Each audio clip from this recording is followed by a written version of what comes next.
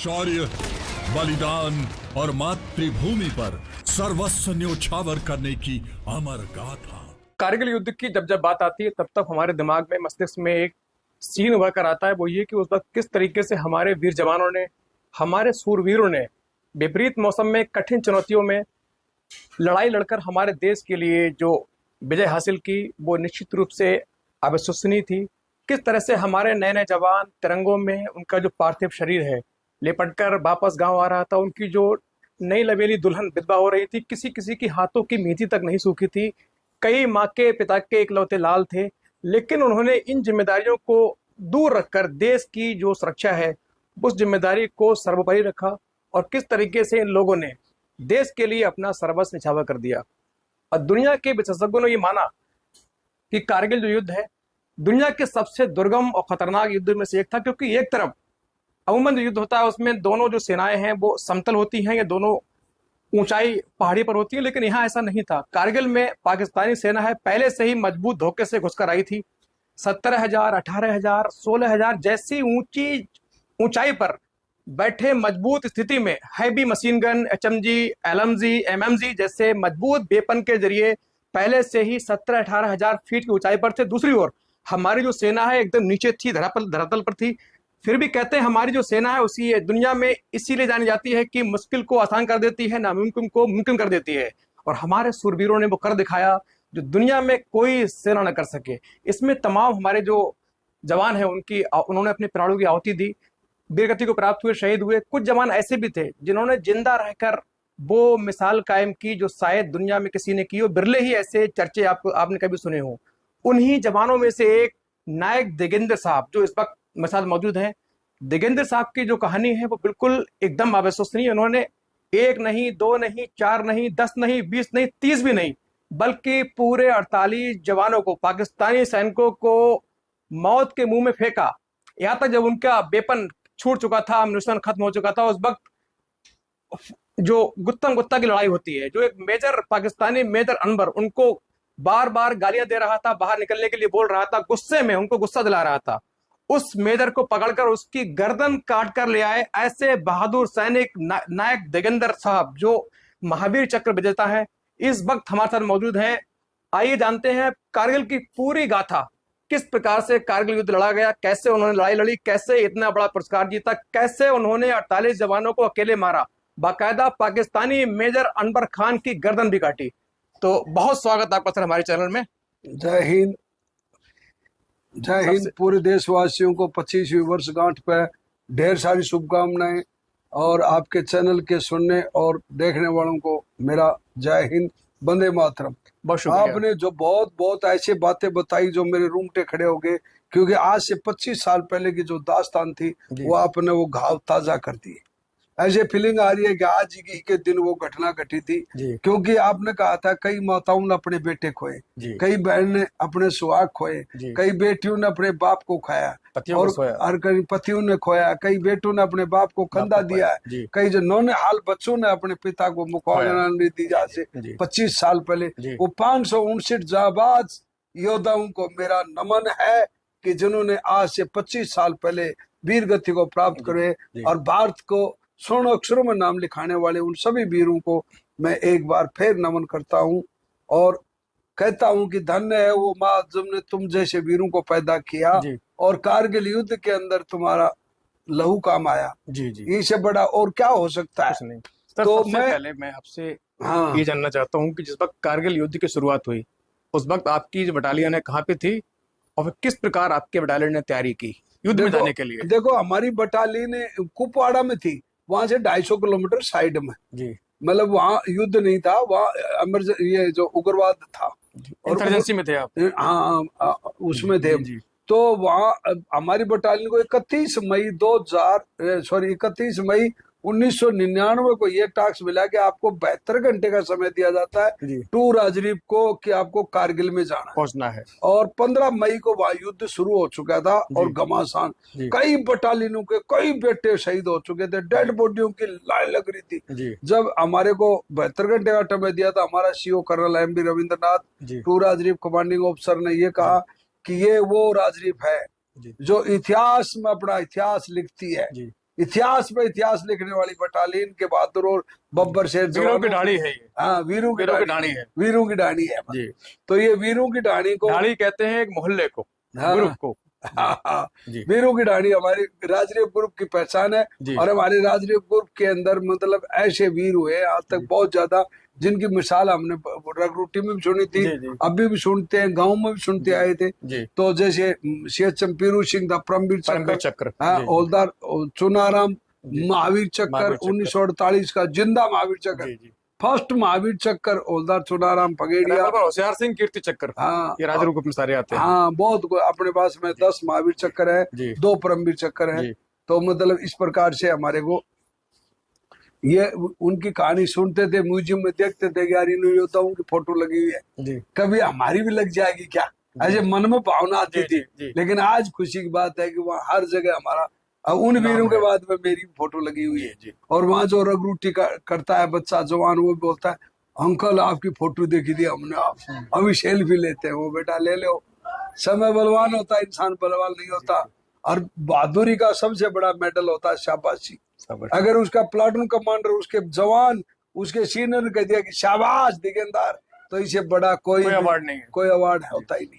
फिर कारगिल कैसे पहुंचे? तो इस प्रकार से क्या है कि हमारे को 72 घंटे का था, हम 36 घंटे में गुमरीम पहुंच गए जी। हमारी बटालियन को इतना शौक लड़ाई का कि चाव चढ़ रहा है, जैसे किसी ब्याह शादी में होता है ना परिवार को चाव, ऐसे हमारा पूरा परिवार होता है, शौक होता जाने का, शौक होगा। वो एकदम गुमरीम गए, वहाँ chief of the army staff आया, तो उसने बोला कि भाई मलिक साहब, हाँ मलिक साहब बोले आपको 3-4 दिन में आपका सैनिक दरबार लिया जाएगा, इतने आप तोलोलिंग ओ ग्रुप जाओ जी। तो हमारा चढ़ रहा है, जैसे किसी ब्याह शादी में होता है ना परिवार को चाव, ऐसे हमारा पूरा परिवार होता है, शौक होता जाने का, शौक होगा। वो एकदम गुमरीम गए, वहाँ chief of the army staff आया, तो उसने बोला कि भाई मलिक साहब, हाँ मलिक साहब बोले आपको 3-4 दिन में आपका सैनिक दरबार लिया जाएगा, इतने आप तोलोलिंग ओ ग्रुप जाओ जी। तो हमारा ओ ग्रुप में मैं घातक प्लाटून का प्लान हौलदार की ड्यूटी कर रहा था उस टाइम में। तो वो उसी टाइम मतलब हमारे को वहाँ भेजा गया ओ ग्रुप को। तो वहाँ रेकी करने के लिए हम गए तोलोलिंग के ऊपर। तोलोलिंग पर रेकी कराया, तो वहाँ मतलब दूसरी बटालियन हम पता कराया वहाँ तोलोलिंग पे कितने हमले हुए। तो वहाँ जो बटालियन थी उन्होंने बोला कि हमारे से पहले 2 बटालियन फैल हो चुकी है, एक 2 बटालियन का जो हमला है वो नाकाम हो चुका था, नाकाम हो चुका। आपकी और तीसरी बटालियन जिससे बात कर रहा था वो भी नाकाम हो चुकी थी जी। यानी 3 बटालियन का हमले तो हो चुके थे उनके, और उनकी डेड बॉडी भी 28 मई को अटैक मारा था जी। और उनकी डेड बॉडी भी वहीं पड़ी हुई थी, वो दुश्मन नहीं उठाने दे रहे थे। मतलब दुश्मन जो है हैवी फायरिंग कर रहा था, जिससे डेड बॉडी उठा सके, और वहाँ जाने नहीं देता था उनको डेड बॉडी पास में। दुश्मन कितनी ऊंचाई पर था आपसे? दुश्मन वहाँ 16-17 हजार फीट पे था, हम नीचे थे जी। वो तो बहुत नामुमकिन काम था करे मतलब, लेकिन भारतीय सेना के लिए नामुमकिन तो कोई शब्द ही नहीं है। मतलब तो राजनीति के हिस्ट्री में भी नहीं है, और भारतीय सेना की हिस्ट्री में भी नहीं है। और राजनीति तो वो है जो आज तक अटके हुए किले को तोड़ी है। राजनीति की ऐसी कोई बटालियन नहीं है जो किसी से कमजोर हो। फिर आपने तजवीज प्लानिंग कैसे की तो वहां पहुंचने के लिए? वहां जैसे गए तो हमारे सीओ साहब कर्नल एम रविंद्रनाथ बोलता भाई घातक प्लान हौलदार दिगेंदार। हाँ साहब क्या प्लान है? मुंगो साहब ये है तोलोलिंग इस प्रकार से जी। तो सामने से 3 बटालियन हमला कर चुकी जी। उनको कुछ भी नहीं मिला जी। हम दुश्मन के ना चुके से वार करेंगे तो दुश्मन ढह पड़ेगा जी। अगर हम ताकतवर पर करेंगे तो हम खुद ही करेंगे जी जी। तो दुश्मन का हमेशा ना चुके सब वार करना चाहिए, उसकी कमजोरी कहाँ है वो देखनी चाहिए। कमजोरी देख के ना वहाँ अटैक करना। तो मैं इस नाले से गया और यहाँ रेक करके नीचे आ गया, अपने शिव साहब को बताया। शिव साहब ने बोला आप chief of the army staff को बताओ कि मेरे को ये रसिया का रास्ता चाहिए, क्योंकि मेरा माउंटेन वेलफेयर कोर्स था, कमांडो कोर्स था, पीटी कोर्स था, कराटे ब्लैक बेल्ट था, मेरे मतलब कई कोर्स थे, 6-7 कोर्स हाई ग्रेडिंग था। मतलब उससे पहले मैंने काफी तजुर्बा हो चुका, 14 साल नौकरी थी मैं मतलब जी। तो मैंने वो बात चीफ को रखी, चीफ ने दरबार में कहा, बोले बेटा ये सामान मिलेगा तेरे को। फिर मैं 14 घंटे में रस्सा बांध दिया। 10 जून को मैं रस्सा बांध के ने रात को मतलब शाम पूरा लग गया आपका, पूरा 10 बजे के लगभग 10 जून को रात को मैं रस्सा बांध के नीचे आ गया 14 घंटे में। जब अपने शिव साहब को बताया, शिव साहब बोले सीधा मलिक साहब से बात कर। मैं साहब मलिक साहब से मैं ही करूँ सीधी? बोले हाँ, अरे जनरल साहब से तो बात कर ऑनलाइन लाइन पे। मैं सर कोबरा। बोले वाह मेरे बेटे भगत सिंह, तुझे 48 घंटे पहले हिंदुस्तान की पहली विक्ट्री यानी फर्स्ट जीत ऑफ कारगिल वार की मुबारक हो बच्चे जी मुझको 48 घंटे का मतलब, इसका मतलब 12 जून को अटैक मारा जाएगा। जी मैं समझ गया, मुझको 48 घंटे बोले तो 12 जून को अटैक मारेंगे। मुझको ठीक है साहब, बहुत बहुत धन्यवाद। बोले अब तो जो तरह साहब बांध दिया तो वहां से पूरी फौज भी चढ़ सकती है। मगर इसलिए तो बांधा था साहब फौज को चढ़ाने के लिए। और 12 जून की रात को हमारी चार्ली कंपनी ऐसे जा रही थी, उससे पहले हमारा कंपनी कमांडर मेजर वीर गुप्ता हमारे घातक में मिला दिया गया उसको जी, क्योंकि वो पहले घातक में हमारे साथ में रहते थे। मैं आपको बता दूं, घातक जो सर नाम ले रहे हैं, ये हर बटालियन में एक प्लाटून होती है, ग्रुप होता है, ट्रुप्स होता है, उसमें स्पेशली जो कमांडोज होते हैं उनको इकट्ठा करके स्पेशल ऑपरेशन के लिए रखा जाता है, उसे घातक कहते हैं जी। अब वहाँ क्या होता है कि वो घातक में मेजर विवेक गुप्ता आएगा, सुबेदार भवरलाल भाखर आएगा, सुमेर सिंह राठौड़ा, सुबेदार सुमेर सिंह, CHM यशवीर सिंह, हौलदार सुल्तान सिंह नरवारिया, नायक चिमन नायक, सुरेंद्र लहस नायक बच्चन और राइफलमैन जसवीर और 10वां में, ऐसे 10 के 10 आदमियों को यहाँ से। और ये आपकी सेक्शन 10 लोगों की थी, 10 की बना दी गई, उसी टाइम बना दी गई कमांडो टीम बना दी गई, जो पुराने कमांडो थे उनको मिला दी। अब यहाँ से चार्ली कंपनी अटैक मारती है, इधर से घातक चढ़ती है। तो जैसे हम 10 आदमी जाने लगते हैं तो भवरलाल मेरा पूछता दिखेंद्र क्या प्लान है? मैं वो गुरुजी पहले बंकर को उड़ा जाना, बोले दूसरा को मैं उड़ा दूंगा। तो CHM यशवीर बोलता तीसरा को मैं उड़ा दूंगा। हौलदार सुल्तान सिंह नरवारिया बोला चौथा मैं, और वो गुप्ता साहब बोले मैं गुड़ भरने के लिए आया हूँ। तो बोले मोंगो साहब 5वां आप उड़ा देना। ऐसे करके हम 10 के 10 आदमी मतलब बातों में ही 10 बैंकरों को उड़ाने की कसम हो गए। हाँ डिटेल हो गए, कसम खा ली कि हम चाहे कुछ भी, चाहे जिंदा या मुर्दा बैंकर के अंदर घुसेंगे। मतलब एक तरफ पाकिस्तान की सेना, हाँ, उनके सामने, उनकी जो गन के सामने आप, हाँ, आपकी टीम, हाँ, अब आपको सामने जाना है हाइट चढ़ के, हाँ, उनके बंकर तक। अब जैसे ही हम ऊपर जाते हैं, उस टाइम पर यहाँ से फायर बेस बनाया था हमारे शिव साहब ने, तो फायर बेस से फायर आ रहा था, 12,000 गोले बरस रहे थे 1 मिनट में बिफोर स्कोप के अपनी जितनी आर्टिलरी जितनी सबको डायरेक्ट फायर करा। तो मैं यहाँ बोला मेरे को all station of cobra over, मैं बोले पास, मेरे को 1 मीटर ऊपर फायर। बोले बहुत बड़ा रिस्क ले रहा है, अटैक के टाइम तो फायर बंद होना चाहिए। ना 1 मीटर ऊपर करो। बोले क्या बेवकूफ वाली बात करे, मुझको मैं सही कर रहा हूँ, डायरेक्ट फायर आ रहा है, इनडायरेक्ट नहीं हो रहा। तो डायरेक्ट फायर या ऊपर करते आगे जाके पड़ेगा जी, दुश्मन का अगर काउंटर अटैक भी आओगा तो भी उसको रोक दिया जाएगा जी। तो यहाँ से मैं जैसे उनको 1 मीटर ऊपर फायर कराया, नीचे घुसना शुरू है। तो मेरे पास 18 हैंड ग्रेनेड, 350 गोली, AK-47, एक पिस्टल, एक कमांडो डैगर, ये हथियार था। मैं ऐसे सांप की तरह रेंगता हुआ आगे की तरफ बैंकर की तरफ बढ़ता हूँ। तो वो जो मिसाइल टकराव है ना आप शरीर में, तो रोशनी होना है, कुछ नहीं दिखाई दे। तो वो जैसे टकराव तो अगली जगह देख लिया, फिर चला, फिर रोजू को थोड़ी रोशनी हो तो आगे चले, क्रॉलिंग करके ऐसे करते करते। तो वो जो काला पत्थर थे उधर, उनके साइड में बर्फ पड़ी हुई थी, तो उनको पकड़ के जा रहा था। और वो जैसे ही लूप होल आया, दुश्मन की जो झांकी थी ना लूप होल, वो आया तो मैं सोचा कहीं काला पत्थर है, जिसमें दुश्मन की जो है हैवी मशीन गन लगी थी वहां तक पहुंच गए आप। वहां तक पहुंचा था, और मैं हाथ मारने से पहले क्या हुआ कि मैं सोचा काला पत्थर है, पकड़ ले उसका। ये पकड़ना है तो दुश्मन की बैरल मेरे हाथ में आ गई, गन आपके हाथ में आ गई, गन आ गई हाथ में। आते में मोती के अंदर धोखा, मैं बैरल आते तो धोखा, पर मैं मुझको इसको छोड़ा गया तो भी मरेगा, अरे मुझको नहीं छोड़ा तो भी मरेगा। तो मैंने उसको पकड़ के जैसे मारा बछेड़ा, जोर पैर लगा फायर कराया, नीचे घुसना शुरू है। तो मेरे पास 18 हैंड ग्रेनेड, 350 गोली, AK-47, एक पिस्टल, एक कमांडो डैगर, ये हथियार था। मैं ऐसे सांप की तरह रेंगता हुआ आगे की तरफ बैंकर की तरफ बढ़ता हूँ।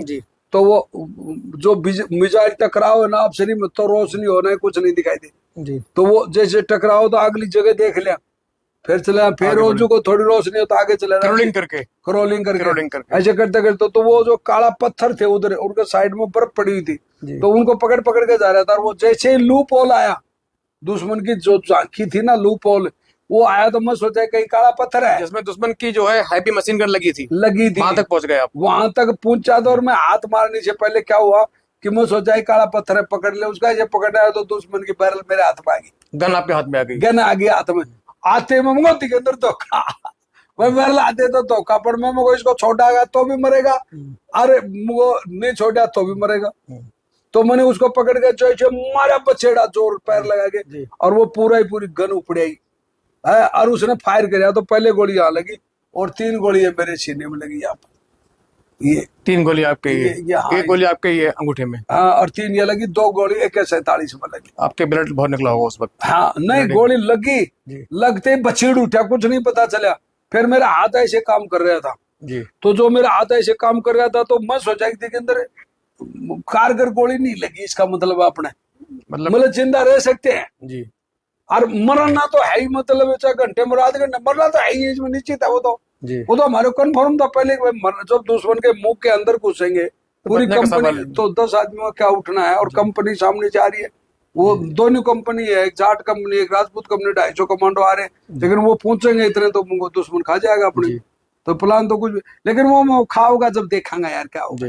तो जैसे ही मैंने वो एंड टू एंड ग्रेनेड काटा, ऐसे पिन काटी और उसको 1 और 2 और लीवर को आजाद करा, ऐसे अंदर ठोका उसके जी बैंकर के अंदर। जैसे ही ठोका अंदर से प्राण दे फटा, अंदर से आवाज आई अल्लाह अकबर, काफर काटे हिंदुस्तानी, काफर काटे गए, नष्ट बर्बाद हो गए सब। वो उसमें 5 या 6 7 जो भी थे वो खत्म हो गए। और उन्होंने उनका मेजर अनवर खान पीछे 30 आदमियों को 30-40 आदमियों को एक प्लाटून को लेकर के पीछे बैठा रहता था अल्टरनेटिव में, और वो जैसे ही अपना सपोर्ट के लिए अब वो जो भवरलाल एंड सुबेदार गुप्ता साहब ये सारे आगे की तरफ बढ़ गए थे, उन्होंने वो तो बोले याली, अपने वाले बोले बोल बजरंगबली राजा रामचंद्र की जय, और डट सपरे शुरू हो गई, सपरे शुरू हो गई। आपकी और मेजर अनवर खान जो पाकिस्तानी आर्मी के मेजर, उनके बीच में डिस्टेंस दूरी कितनी थी? वो बैंकर के ऊपर था, मैं नीचे था। बंकर के ऊपर? हाँ, वो ऊपर थे, मतलब बैंकर के ऊपर जो मोटी चादर बनी हुई थी, कोई जी 2 मीटर की, कोई 1.5 मीटर की, ऐसे तकरीबन मेरे पास मतलब 8-10-12 फीट ऊपर था वो बिल्कुल जी। लेकिन मैं उनके करोट रेंज में ऐसे पहुंचा था, इधर से गोली आओ तो भी बचो, इधर से फायर हो तो भी बचो। और ये वाकया रात का है ना? बिल्कुल रात को होता है जी, ये रात को ही होता है, अटैक हमेशा रात को होता है। अभी वहाँ ये फर्स्ट एड कर लिया मैंने, ठंडे दिमाग से मेरे AK-47 छूट की ग्रेनेड काटूं, उनकी गन ऐसे डट फायर करिए, तो चमजू से मेजर अनवर खान हमारी पूरी चार्ली कंपनी पर फायर खोल रहे क्या पूरी तरह से। आप नीचे थे उसके? हाँ, उसको फायर ऊपर, मैं नीचे था। आप पूरा मंजर देख रहे थे? बिल्कुल, एक एक गन मेरे को आज भी ऐसे कैसे दिखाई देती, वो चल रही वो चल रही वो चल रही। अनवर खान को आइडिया नहीं था कि नीचे आप हैं? हाँ, उनको दिखाई नहीं दिया, उनको दिखाई देता तो वो ग्रेनेड मार के मेरे को वहीं खत्म कर देते। जी, लेकिन उनको कुछ भी पता। फिर मैं एक बार उधर का बैंक उठाऊं, एक बार इधर का उठाऊं जी, उनको ये नहीं पता चलने दिया कि भाई ये इधर है या इधर। आपके लोकेशन क्या है? हाँ, फर्स्ट में एक बार इधर उड़ाया, फिर उधर उड़ाया, फिर उधर उड़ा, 2 बार उड़ा दिया, फिर इधर आ गया, फिर इधर 2 बार उड़ा दिया। उनको धोखा दिया आपने? मतलब हर बात पर उनको लगा कि इंडियन आर्मी में काफी बड़ी मात्रा में है, बड़ी संख्या में है। हाँ, ये चीज वही तो अब क्या होता है कि उस जगह पर ऐसे करते करते सुबह 4 बजे तक उनके 11 बैंकर उड़ा दिए आपने। हाँ, 11 बैंकर उड़ा दिए। वो मेजर अनवर खान वो वायरलेस सेट बोले हिंदुस्तानी, हमारा काउंटर अटैक आना चाहिए जल्दी से जल्दी, हिंदुस्तानी काफर हमारे पे बहुत भारी पड़ चुके हैं और इनको मतलब रीइंफोर्समेंट चाहिए इमीडिएटली। जब मैं समझ गया मुझे, हाँ, वो मुझे गाली भी खूब काट रहा था, हिंदुस्तानी कुत्ते कोबरा तुझे 95 में नहीं मारा, एक बाप की औलाद है तो बाहर लेकर तुम्हें 16 टूक करूंगा, क्योंकि हमारी 6 नॉर्दर्न लाइट इन्फेंट्री के तुमने 16 सिर काट के ले गए थे ना, वही 2 राजरी भाई, ये आज बदला लेंगे खुदा का शाम फलाना बोल क्या क्या गाली गलोच वो निकाल रहा जी, आज बदला लेंगे हिंदुस्तानियों से। तो मुझको यार ये तो वही है जिसका सिर काट के ले आए थे अपन। तो वो गाली गलौज कर रहा था, खूब गाली काटी, वो मैं बता नहीं सकता अभी वो गाली का क्या मतलब है। जी। तो वो अब पीछे गया तो मेरा एक साथी लहसनायक बच्चन जिसके सिर में गोली लग रही है ऐसे, और वो बोल रहा है कोबरा सर LMG ले लो, उसको पता है LMG में गोल्ड मेडल है के अंदर जी, अगर ये पर LMG पे ऐसे हाथ पड़ गया तो वो 6 फुट खड़ा पानी में रोक सकता है, इतना तगड़ा फायरर है जी। उसको पता था लहसनायक बच्चन को पहले से, क्योंकि वो मेरा शिष्य था, मैं उसका गुरु था जी।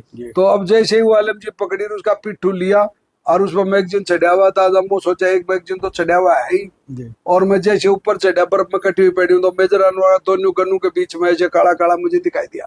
तो उस टाइम पर मेरे को जोश आया, गाड़ी काटने का भड़ास तो आती है आदमी को। मैं कहा मेजर अनवर खान संभाल, हिंदुस्तान का सिपाही पीठ पर गोली नहीं मारता, मुझको संभाल। और मैंने भी 5-4 गाड़ी ठोक दी स्पीड से जी। और मैं जैसे गोली फायर करी, उसने गोली फायर करी मेरे ऊपर, जो मेरे यहाँ लगी वो गोली, और मेरी गोली उस मैगजीन में एक ही थी, वह गोली आपकी LMG में एक सिंगल एक राउंड, बस एक ही राउंड था, वो फायर होगा। वो फायर होते उसके हाथ में लगी या पिस्टल में लगी, वो भी छूट गई, उसने फायर करा, वो मेरे यहाँ लगी, उसने पर मेरे पे सीधी डाई मारी ऐसे, ऊपर से डाई मारी ऐसे। तो वो डाई मारी, उसका हाथ ऐसे टिकते ही मैंने एलएमजी को छोड़ा, उसको मैगजीन तार रहा था, कोक कर रहा था, दोबारा मैगजीन डालने के लिए रेडी करा। मैंने ऐसे हाथ करा तो कुदरती उसका ये टेट हुआ मेरे हाथ में, अंधेरे में ऐसे ही, अंधेरे में ऐसे करा। उसका हाथ इधर था तो मुझे इधर ही होगा गला, तो ऐसे मारा, उसका ऐसे करता करता वो आ गया ऐसे हाथ, ऐसे जैसे मेरे हाथ में आया तो मेजर अनवर खान वो टेटवा मैंने दबाया पूरा। आप बोले हिंदुस्तानी मुझे छोड़ दे, मुंह के ऊपर हाथ मारा, छोड़ दू तेने का। मेरे छुटाते ही मैंने उस पर ऐसे खड़ा, तो मेरी ये टांग पीछे हटना शुरू हो गई। मुझे यार ये तो काम नहीं करे जी। तो एक टांग पर बैठा और ऐसे मारा, डाई मारे, वो नीचे पड़ा, पड़ते गए ऊपर, मतलब कार्ड कमांडो टाइगर में गर्दन में बैठाया छे। बोले मैं गया काम से, उसकी मुंडी काटी, कमांडो टाइगर को दूर फेंका कि वो साइनाइड में था, जहर होता है। हाँ जहर होता है उसमें।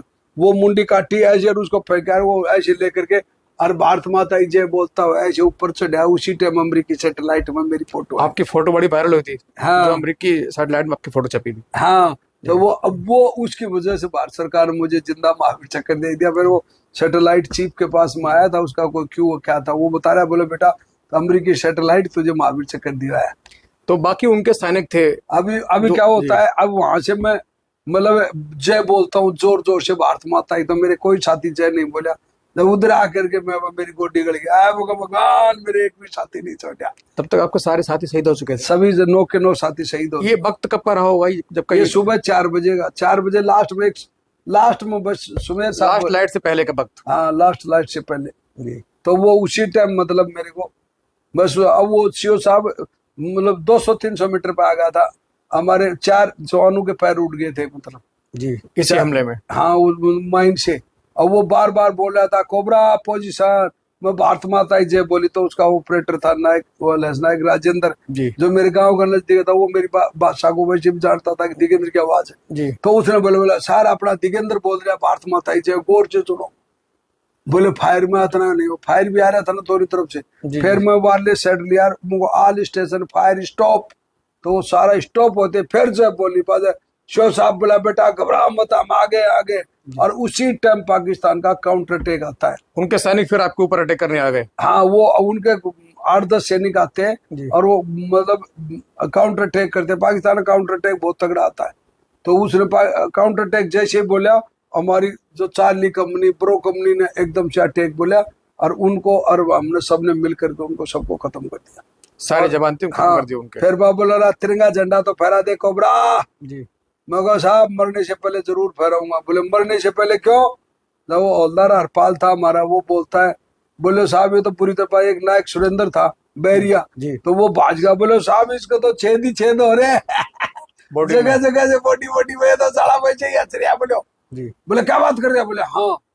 तो वो साहब तिरंगा झंडा काटेंगे। तो उसमें वो मेजर अनवर खान की बॉडी ली, एक पत्थर के सारा लगाई और वो गड़ी हुई गर्दन थी, उसी के अंदर वो तिरंगा झंडा काट दिया और भारत माता की जय बोलती। उस टाइम मेरे सीओ साहब ने मेरे को उठा लिया और वहां से उठा के नीचे ले गया। वहां से श्रीनगर हॉस्पिटल में आया तो देश का प्रधानमंत्री अटल बिहारी वाजपेयी मेरे 3 थप्पी मार के बोलता, वाह रे मेरे कलयुग के कर्ण बली, तो 48 मारे। मगर है तो डॉक्टर बोलता आप गिनते नहीं मोहन, आप गिनते के लिए होते आदमी छोड़े आए थे मोह वो मुझे आराम से गिनते हैं। वो उस टाइम गोली चल रही थी, वो गिनते करता जी। तो वो हंसने लगे, बोले साहब ये मौत से लड़ रहे हंस रहे। बोले अरे फौजी ऐसे ही होते हैं। वो जनरल साहब बोले आप फौजी ऐसे होते हैं, जब मरते टाइम में हंसते हंसते बात करेंगे बोले। और उसके बाद मेरे को हॉस्पिटल में रखा, वहां से मेरे को पूना भेज दिया गया, भाई ये ड्रॉप किया। कितने महीने आप हॉस्पिटल में रहे? मैं 6-7 महीने रहा था, लेकिन मेरा 6-7 दिन तक मेरा कोमाम चला गया था जी। मेरी गोली निकाली, उसके बाद में कोमाम चला गया। उसके बाद 19 जून को मैं होश में आया, 19 जून। उसके बाद में 14 अगस्त को chief of the army staff मेरा नाश्ता वो मिठाई लेकर गया। बोले बाहर एक हिंदुस्तान के महाबली, तुझे भारत सरकार तुझे वीरों का वीर नहीं महावीर चक्कर से सम्मानित करिए। पूरा भारत माता के हर प्राणी तुझे सलूट कराया और उनकी तरफ से तुझे ढेर सारी शुभकामनाएं, तुझे महावीर चक्कर से सम्मानित किया।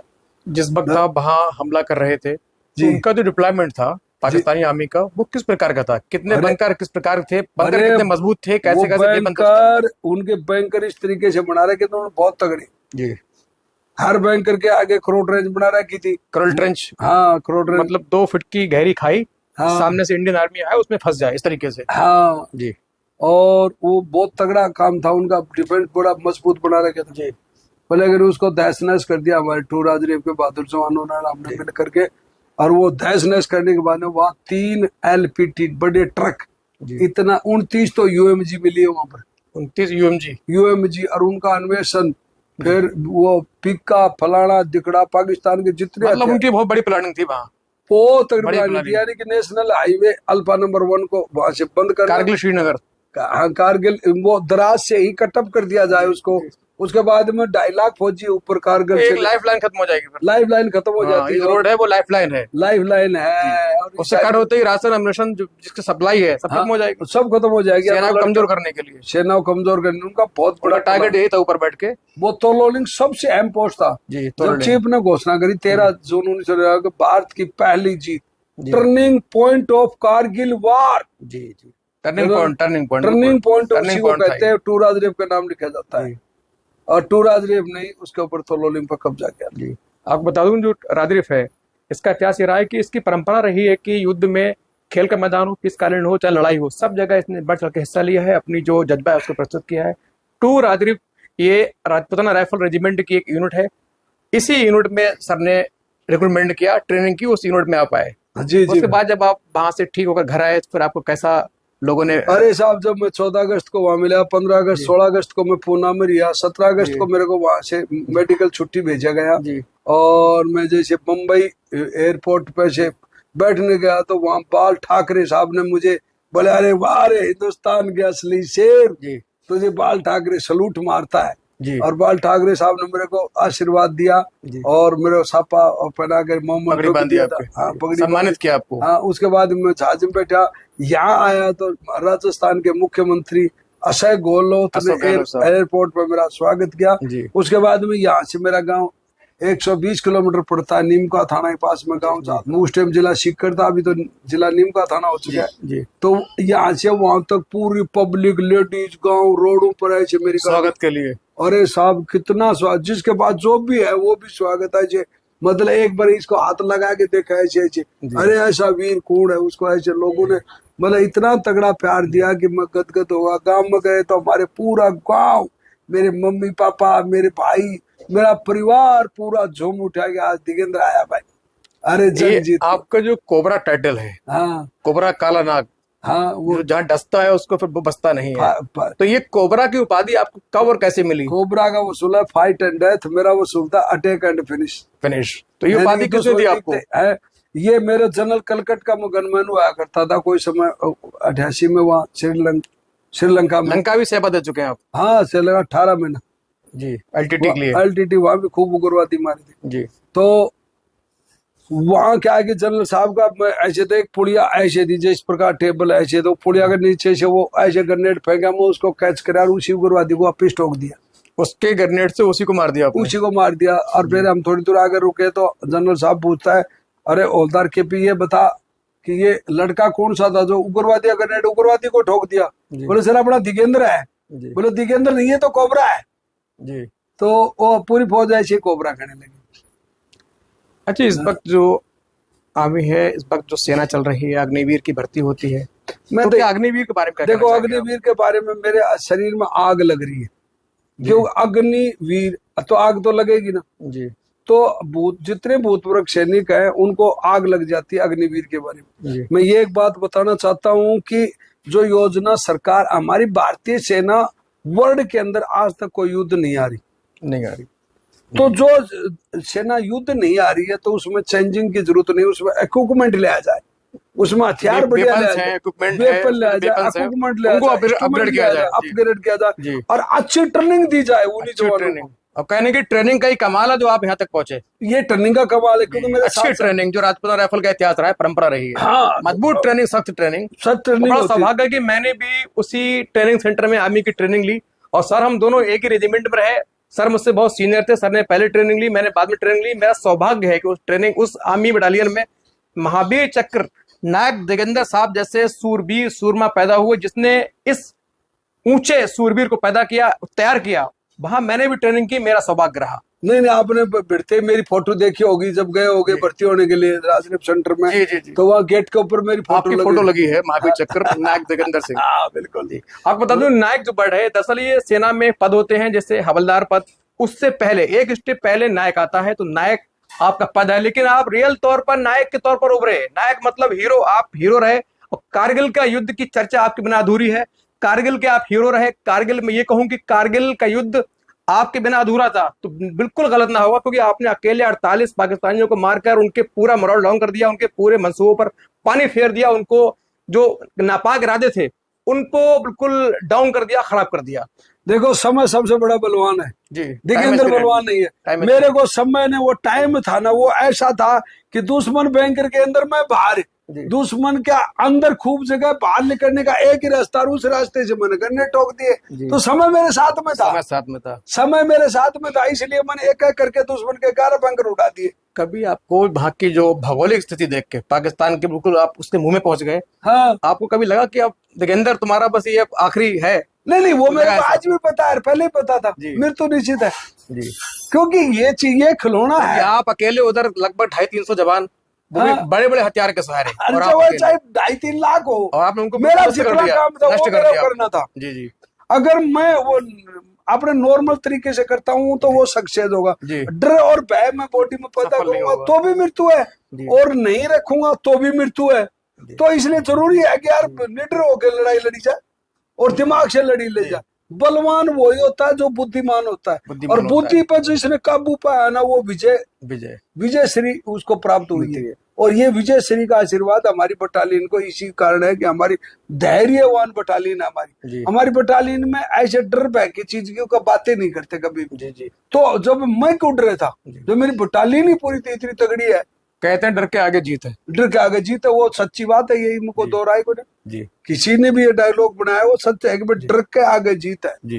लेकिन मतलब ऐसे भी नहीं है कि भाई निडर होकर के दुश्मन का, दिमाग का सारम संयम, दिमाग से काम करना चाहिए और दुश्मन को मुंह तोड़ जवाब देना चाहिए। और अग्निवीर योजना बंद होनी चाहिए मेरे हिसाब से, क्योंकि ये अग्निवीर योजना है ना, ये मतलब थोड़ा सा ठीक नहीं है देश के लिए। मैं बोलता हूँ, आप फौजियों से पूछो, आप पूरे देश के फौजियों से पूछ लो और उनका वोट डला लो, जितने भूतपूर्व सैनिक है, ऑन सर्विस है, इनका वोट डलवा के और इसका ऊपर फैसला कर ले सरकार। ना तो किसी की बेइज्जती होगी, ना किसी का मतलब खुशी होगी। भाई जो चाहते हैं ना, वोट पे तो नेता बनते, वोट पे प्रधानमंत्री बनते, तो वोट पे ये योजना बन जाएगी। क्या प्रॉब्लम है? मतलब इसमें वोट डलवाया जाए, भाई अग्निवीर अच्छी है तो अच्छी रखो, और बुरी है तो मतलब इसको हटा दी जाए। तो कोई, मेरा तो यही विरोध है इसका अग्निवीर योजना में। जिस वक्त आप जो 5 साल में ट्रेनिंग नहीं ले सकता, 14 साल नौकरी थी मेरी, मेरे 7-8 कोर्स थे, तो इसलिए मैं सक्सेस हुआ। अगर मेरी 5 साल नौकरी होती तो मैं सक्सेस। कहने की एक बात ये भी है, 5 साल के लिए जो सैनिक जाएगा उसके दिल में कहने की देश प्रेम की इतनी भावना नहीं हो सकती। मुझे 5 साल हो सकती है, नौकरी करनी, पैसा पाना हो सकती है, लेकिन उसका तजर्बा नहीं होता, एक्सपीरियंस नहीं होगा। और सेना में कहने की एक्सपीरियंस काम आता है, एक्सपीरियंस बगैर तो कुछ भी नहीं होता, तजुर्बा नहीं होगा उसको, बगैर तजुर्बा कोई जंग हालात का। बिल्कुल। जब तक सैनिक पूरे देश में अलग अलग स्थल पर नहीं रहेगा, उसको कैसे तजुर्बा होगा? भाई साहब, हर मौसम में लड़ाई लड़ने का तरीका, हर समय लड़ाई, कभी ट्रूप ज्यादा, कभी कम, कभी अपने को सपोर्टिंग, कभी कवरिंग फायर, कभी फाइटिंग, कभी गुत्तम, ये चीजें जब उसको छोटी मोटी करे हुआ ग्राउंड पे करेगा, तब वो ग्राउंड पे करे होता है ना, तब आदमी मैं लड़ाई में जीत पाता है। और जिसने कभी नाम स्विमिंग पूल नहीं देखा और उसको तैरना नहीं आता, उसको फर्स्ट बार कूदा दो, डूब जाएगा, तो वो डूब जाए। तो ये हालत उसकी है अग्निवीर की ये है कि ना तो वो अभी अग्निवीर का एक ध्यान रहेगा घर पे जी, उसका पैसे पे ध्यान रहेगा, अगर मेरे को इतने रुपए मिलेंगे 4 साल बाद में, और इतने रुपए ले जाकर मैं ये करूंगा, उसकी प्लान ये होगी। और जो भर्ती होता है ना फौज में, जो परमानेंट सिपाही होता है, उसकी प्लान होती है कि मुझे कैसे प्रमोशन लेना, आगे क्या करना, क्या कैडर करना है, क्या कोर्स करना जिससे मेरा भविष्य सुधरे, और कैसे मैं यूनिट के अंदर मेरा जो वर्चस्व है वो जमाऊं। अगर यार ये लड़का तगड़ा है, और यार फलाना लड़का, जैसे मैंने शुरू में गया पलटन में, तो वहाँ आर्सिल कंपटीशन हुआ था, तो उसमें फर्स्ट आया, तो वो फर्स्ट में टूरा में बोले, अरे एक लड़का है राजस्थान का दिगेंद्र नाम, और साला सबसे तगड़ा है बोले, सबसे आगे गन को लेगा बोले, 219 के लेगी गन को कैरी करके, आर्सिल गन थी तो वो कैरी होती थी पहले, तो बोले वो तो बहुत तगड़ा है, फायर भी तगड़ा है लड़के का यार, बोले तगड़ा है। तो वो पलटन में बढ़ाई होने शुरू होगी ना, तो अब बढ़ाई होगी तो वो आदमी गलत काम ही नहीं कर सकता, वो सोचा कि यार मेरी बढ़ाई हो रही तो मैं और अच्छा काम करूं। और जिसकी बुराई हो जाती है ना, जो वो बेइज्जती प्रूफ हो जाता है, जी तो वो ये सोचता है कि यार बेइज्जती तो हो रही है, चलो कोई बात नहीं, जी ये सौदा हो जाता है। तो इसलिए सरकार को सोचना चाहिए कि भाई ये ऐसे नहीं हो, फिर उसको कई फायदे, यहाँ बोलते हैं 10% उसमें नौकरी दे देंगे, 10% उसमें नौकरी दे देंगे। तो मैं सरकार से ये कहना चाहता हूँ कि जो पहले 15 साल नौकरी करके आए हैं, 35-36 साल के आदमी हैं, उनको तो दे दो। ये थे नायक, शूरवीर, महान योद्धा, वॉरियर, कारगिल हीरो नायक दिगंबर सिंह कोबरा साहब, जिन्होंने कारगिल की जीत में अपनी अहम भूमिका निभाई, अति महत्वपूर्ण भूमिका निभाई। और आज मैं इनकी कोई तारीफ करूं, उनकी वीरता का बखान करूं, तो निश्चित तौर पर सूर्य को दीपक दिखाने के बराबर होगा। और आपकी कहानी निश्चित तौर पर पूरे देश को और तमाम सैनिकों को अनंत काल तक उनमें ऊर्जा भरेगी, उनमें उनको गौरवान्वित करेगी, उनमें हमेशा देश प्रेम की भावना पैदा करती रहेगी।